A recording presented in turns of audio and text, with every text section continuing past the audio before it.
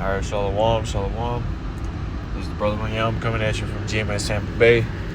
First and foremost, I want to give all the praises and glory unto Yahweh, Bahashim Yahweh Shai, Bahashim Racha HaKodash. Double honors to the elders and apostles of Great Millstone, and much blessing and salutations to the Akim around the four corners of the earth who are diligently pushing out His truth and His truth and sincerity. And I just want to do a quick lesson going into something that Putin came out and recently said, and that's him saying that he's ready, ready for war, ready for nuclear war. I believe, if I'm not mistaken, he's got his nuclear missiles ready, to be used. All right, and this is, this end couldn't come any quicker, man. Matter of fact, let's start off with this in in the book of Ezekiel. All right, 7. All right, and bear with me as I do this in transit as well.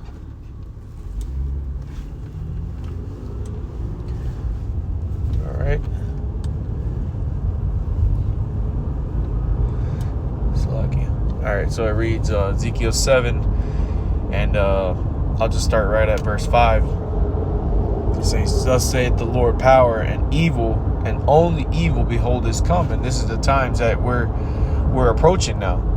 All right, for a lot of you, for a lot of people, that don't believe in Yahweh Shem Shai, that have, made ridicule of the prophets throughout the years, saying that what we were telling you would come. A lot of y'all are starting to see that those things are actually taking place on the earth or being set up for it. Okay? We've been saying for a while now, nobody laughs at or scoffs at those missile signs anymore. Okay? You don't hear people asking questions about them. Nobody's really, pointing at them like, look at that. I remember back in the days, when I first came into this thing, it wasn't too long ago, but people would look at the signs and laugh like, well, look, let's say it's USSR, or people would always have something to say, whether they would snicker on the background or whether they would, obnoxiously, interrupt the camp, to say something about the sign, and, but where are those guys at now? Where are these people at? All right, that spirit is gone from you people. Why? Because these things are taking place. Now you're starting to see the setup, the build-up for what we were telling you would be called World War III, which, they have conspiracy people. They've labeled conspiracy nuts, speaking about a World War III to come, and this is something that the Lord has put in the spirit of the people of the world to even recognize. For the longest time, even from when I was a little kid, I remember people mentioning and, as jokes, about World War III. Well, now those jokes don't seem too funny now. All right, now there's nuclear missiles involved. Now there's hypersonic missiles involved. Okay? Missiles that can't be F with any radar. Won't be detected. Won't let you know anything. Okay? And this is why it tells you, we'll come back to this Ezekiel. This is why it tells you in 2 Peter chapter 3. Let's get it. Verse 10. But the day of the Lord, and this is talking about that nuclear destruction. Okay? When all out chaos is happening on the earth and then no missiles get launched. It says, but the day of the Lord will come as a thief in the night, in the which the heavens shall pass away with a great noise. See, so these missiles, this time of judgment is going to come upon you people, upon a sudden. Okay? At a time that you least expected it. That's why the Lord Yahweh Shai, who the world literally calls Jesus Christ, he made mention of in Matthew chapter 24 for you Christians out there. Okay, he made mention of, as in the days of Noah, people were eating, drinking, marrying, giving into marriage. Okay, what Yahweh Shai was telling you was that Just like in the times of Noah, when people were disregarding his word, what Noah was saying and what Noah was preparing for, people disregarded it until that day that water started coming. Why? Because they were busy bullshitting. And just as in the days of Noah, so shall the day of the coming of the Son of Man. Okay?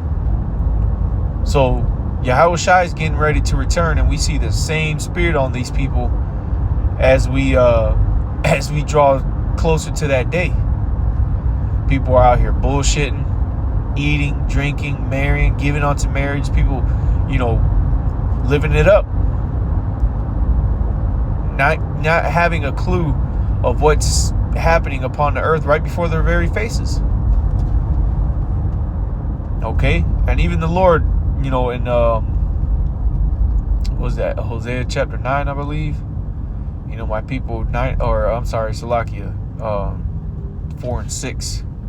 Okay? It says, my people are destroyed for a lack of knowledge. What's the knowledge that they don't know? Why are they destroyed for a lack of knowledge? Because they don't know the Most High, man. They don't know the Lord. They've gone on about their married lives, thinking that it was a YOLO. You only live once. That means live your day to the max. Live it like this is your last day on earth. That's a wicked and perverse spirit that's been pushed up on the earth, man. And you people don't see what's getting ready to happen. It says, into which the heavens shall pass away with a great noise. What do you think is going to happen when this a thermonuclear missile explodes? That force that happens when that missile explodes is going to push away the clouds.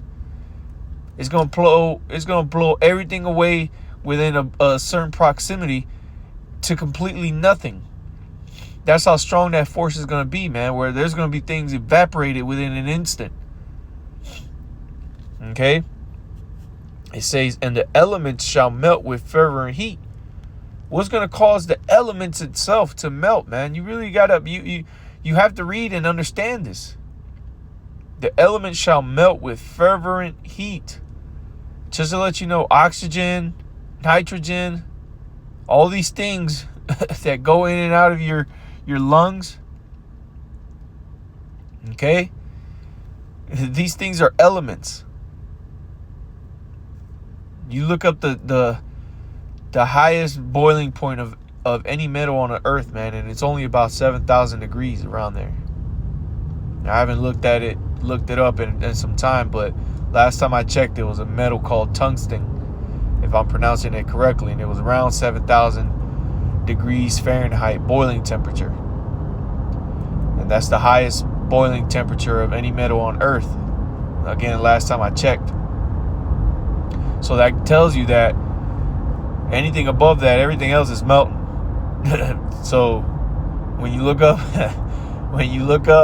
see, because you got to show numbers to Jake. When you look up a thermonuclear missile, all right, and what degree they burn at when they explode, it's theoretical, of course, but you could safely say within the ballpark of, let's just give you guys the benefit of the doubt and say a couple 100,000 degrees. When you look up the theoretical boiling temperature, or the temperature of a thermonuclear explosion, is about 1,000,000 degrees. And you heard that right. 1,000,000 degrees Fahrenheit is the theoretical temperature of an explosion of a thermonuclear missile. So if you give it a couple 100,000 degrees off or over or under, you're still talking about well above the 7,000 degree boiling temperature of metal on the earth. Okay? We're talking about buildings completely gone. Your punk ass as a shadow. Okay? This is what the day of the Lord is promised to be. Okay? It says, the elements shall melt with fervor and heat. The earth also and the works that are therein shall be burnt up. Right, man? All that your hand found to do upon the earth, all that's going to be blown away with. Okay?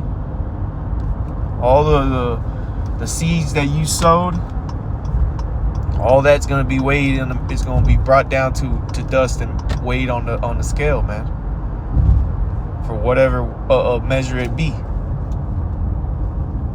Okay.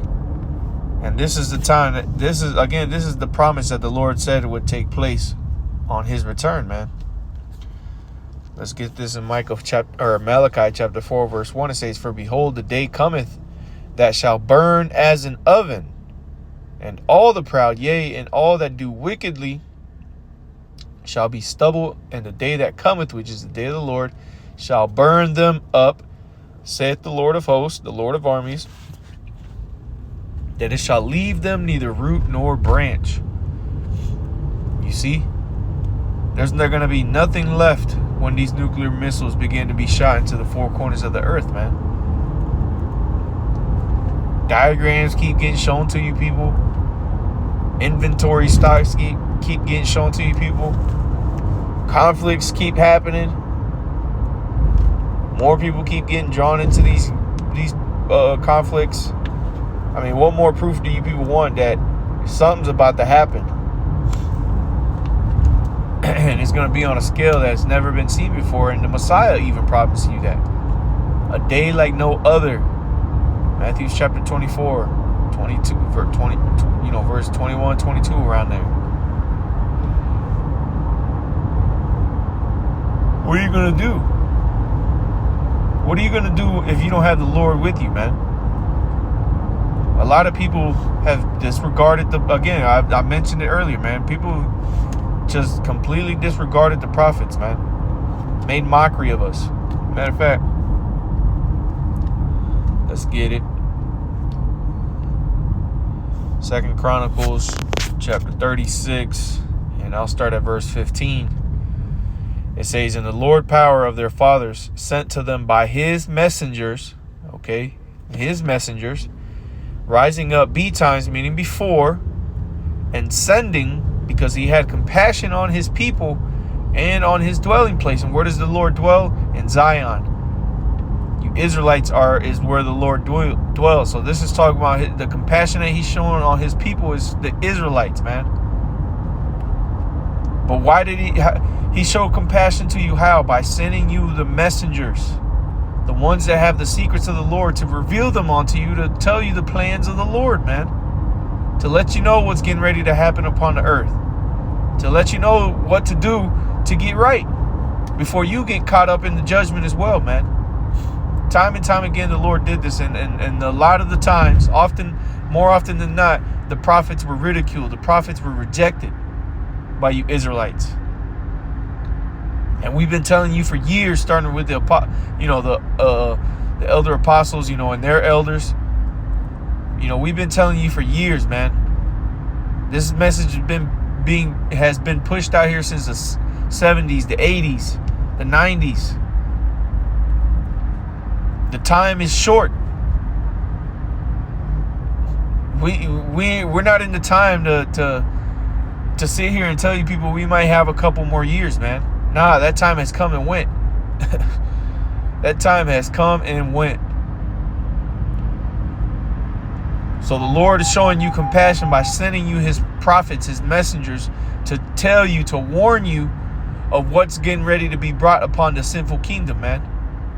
Because the scriptures tell you the eyes of the Lord are upon the sinful kingdom. Okay? The Lord has watched this place, man. The Lord has built this place up to what it is right now. Just to destroy it. And yes, the Lord is not that hard to understand. People try to make sense. Well, why would the Lord do that? Don't worry about the why. Don't worry about the why. The Lord said his ways are higher than our ways, man. You ain't gonna know the heart and intentions of the Lord, man. The Lord he does whatever he wants, man. He's the Lord. And however he gets things done, guess what? That's how he does it, man. He still promised us. He's a man of his word. He gave us promises. He gave us prophecies to tell you what would be taking place. And the Lord is not a man that he should lie. So what we've been given, this message that we've been given, is the 100% knowledge, wisdom, and understanding that you need to receive salvation, man. And this is why we confidently say that in Yahweh Bashim Yahushai, man, that we have the 100% doctrine that is needed to be delivered. Okay? I say that again. We have the 100% truth that is required to be delivered. If you take offense to that, oh well, so let it be. Then the Spirit is not with you for you to understand what we say when we say that. Okay? It goes on to say, 2 Chronicles 36:16, but they mocked the messengers of the Most High and despised his words and misused his prophets. So you misused us. You took us for entertainment rather than for a heads up, a warning from the Lord. There is a remnant that is going to take heed, but the majority of the Israelites won't. And this is why the scriptures say that this world be created for many, but the world to come for few, because a lot of people are going to die. The slain of the Lord shall be many. Isaiah 66, verses 15 through 16. The Lord is coming with fire to render his anger with fury, and with his chariots like a whirlwind, man. The slain of the Lord shall be many. Come on, man. You mean to tell me that doesn't mean what it means? It goes, until the wrath of the Lord arose against his people till there was no remedy. So just like in the times of Noah, and that water started coming, it was all of a sudden, and now people started running. People wanted to get to know that what was it that Noah was actually talking about. But by that time, it's too late, man. And this is why we tell you, and you see that TikTok ban, they got that in the work. So the famine of the word is nigh at the door, man. That time where the Lord is getting ready to close up those breaches, all right, where the Lord is going to seal up those doors of that spiritual ark that's being built. That time is coming, and guess what? Just as in the days of Noah, because the Messiah promised us that, he quoted that, right? Those doors are going to be sealed, and you're going to be left without, man. Read the 13th book of Luke, man. Matter of fact, let's get it. All right, Luke chapter 13, and let me find a verse. Verse 23. Luke chapter 13 and verse 23, it says, then said one unto him, Lord, are there few that be saved? And he said unto them. So this guy, this servant, all right, one of these guys that was following Yahushai asked this question: are there few that be saved?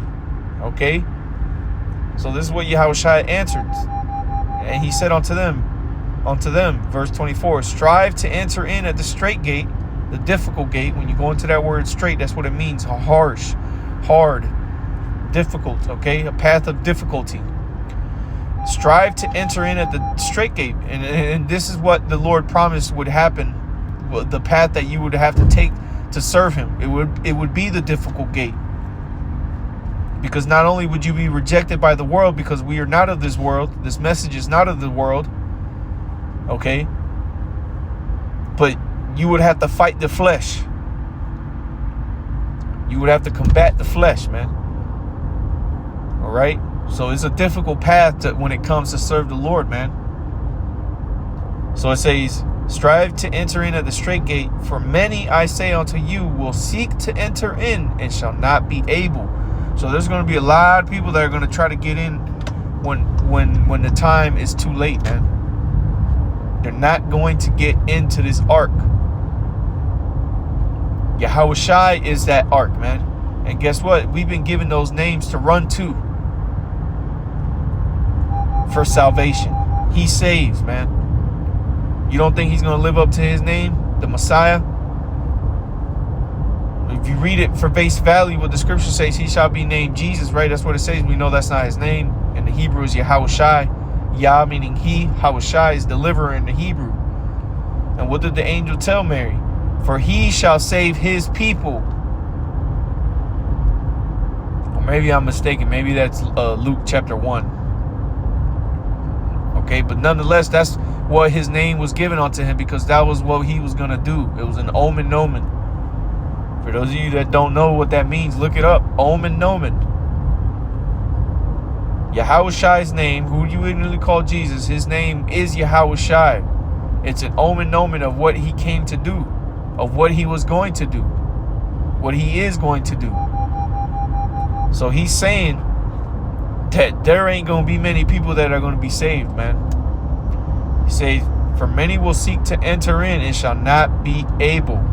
For once the master of the house is risen up and hath shut to the door, and ye begin to stand without and to knock at the door. This is that time of the famine, where you're going to be going from the east to the west, to the north to the south. You're going to be going everywhere looking for answers from those guys you thought were crazy. Saying, Lord, Lord, open unto us. And he shall answer and say, I know ye not whence you are. You see, so the Lord going to say, I don't know you, man. Who the hell are you? You aren't one of my chosen. I didn't call you. Or you were called, but you didn't answer. So what is the Lord going to do? He's going to reject you. Read the book of Proverbs chapter 1. Start around the 21st verse and read on down, man. You're going to be rejected of the Lord, man. He's going to laugh at you in those times. When you really need the Lord, and I'm talking to you Israelites, man, when you really need the Lord, all this time that you've been putting him off, not seeking him while he may be found, as the scriptures command us to do, all that time spent while you yet had liberty to, you're gonna have to pay up. You're gonna have to pay up, man. That tab is gonna be owed for your works that you've reaped on the earth, man. Says verse 26, then shall ye begin to say, we have eaten and drunk in thy presence, and thou hast taught in our streets. Right, and where are the prophets at, man? In the streets, man. On the highways and hedges, prophesying, teaching. Right?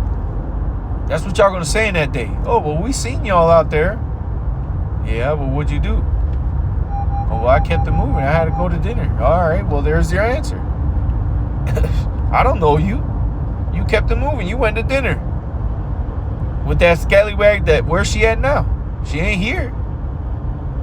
So you walked right past the prophets for this chick that ain't even here now, when you could have got some of this. You could have got some of this salvation. But now you thrust out, man. Now you left out. It says, but he shall say, I tell you, I know you not whence you are. Depart from me, all ye workers of iniquity. And that's going to be a terrible feeling you're going to have when you are rejected of the Lord, man. You're going to be scared. You're going to be doubting. You're not going to know what to do. And then those missiles are going to get let loose. And that's the end all be all for you people. That's the end all be all, man. It's those thermonuclear missiles. All these years, all these nations been preparing nuclear weapons. You've been seeing people stockpiling their nuclear weapons. Guess what? It was for a purpose, man. It was for a purpose. And now that time has come. So let's go back to this Ezekiel chapter 7. And verse 6, it says, an end is come. The end is come. It watches for thee. Behold, it is come. And the end that is come is those thermonuclear missiles that we're going to witness get sent into the skies and come back down from those windows that the Lord is going to open up for them to fly through, man. Because these things are going to happen in an instant, man. This draft is going to come blowing right up into your house, man. All right. This is we'll close out with this, 2 Ezra chapter 16, and I'll start at verse 13 just to get to the point here. It says I started 11. It says, the Lord shall threaten, and who shall not be utterly beat to powder at his presence. See, and this is what the Lord is doing. He's threatening you people with destruction. He's telling you through his prophets what's going to happen, man. And I know it doesn't sound good, does it? You being threatened. And to you people, you don't see that this is something of the Lord. You don't see that this is actually the Lord telling you that he's going to kill you if you don't get right. The Lord is telling you that, and that's why the scriptures tell us, go out onto the highways and the hedges and compel them. The word, when you go into the word compel, it means to threaten. This is exactly what the prophets are out here doing. We're threatening you through the words of the Lord. We're telling you what the Lord is telling us to tell you. That the utter destruction is coming. The Lord said, warn them from me, not anybody else. Okay, not no Antichrist. Okay, there's many of them out here. All y'all that don't believe, guess what? You're an Antichrist, man. You out here teaching lies, you're an Antichrist, man. But the Lord ain't. We're not waiting for an Antichrist to come and bring destruction upon the earth, man. No, the destruction is going to come at the hands of the Heavenly Father, who you ignorantly call God, and Jesus Christ. They're the ones that are going to bring the destruction, man. Okay. It says, verse 12, the earth quaketh and the foundations thereof. The sea riseth up with waves from the deep. And this is the effects of these nuclear missiles, man. Okay, waves roaring. There's going to be tsunamis, earthquakes. And the waves thereof are troubled. And the fishes thereof also before the Lord and before the glory of his power. There's going to be a great tumult on the earth, man, when those missiles hit, man. People are going to feel the floor shaking from underneath them until they physically witness what's causing all of this. It says, for strong is his right hand that bendeth the bow, and his arrows that he shooteth are sharp, and shall not miss when they begin to be shot. And I need you to listen to this. And shall not miss when they shall begin to be shot into the ends of the world. Now you tell me, you leave a comment down in the comment box with the link to the arrow, with the bow and arrow that you can shoot, that'll send an arrow around the earth, man, to the other end of the world, from the east to the west. You send me that link, and I'm gonna buy that thing today. Okay? Because what this is talking about is talking about nuclear thermal missiles. Thermonuclear missiles, ICBMs, intercontinental, okay, ballistic missiles. All right? Intercontinental ballistic missiles, man. For strong is his right hand that bendeth the bow. His arrows that he shooteth are sharp. The arrows is talking about the missiles, man. And that shall not miss. Why? Because these things are going to go up, get their coordinates, and come back down and hit that pin drop, man. All right? Oh, and by the way, they do hurt. So with that, Lord's will, this was edifying. I want to give all praises and glory unto Yahweh, Bahashem Yahweh Shai, Bahashem Rachah HaKodash. Double honor to the elders, apostles of Great Millstone, and much blessing and salutations to the Akim around the four corners of the earth who are diligently pushing out this truth and this truth and sincerity. With that, I say shalom.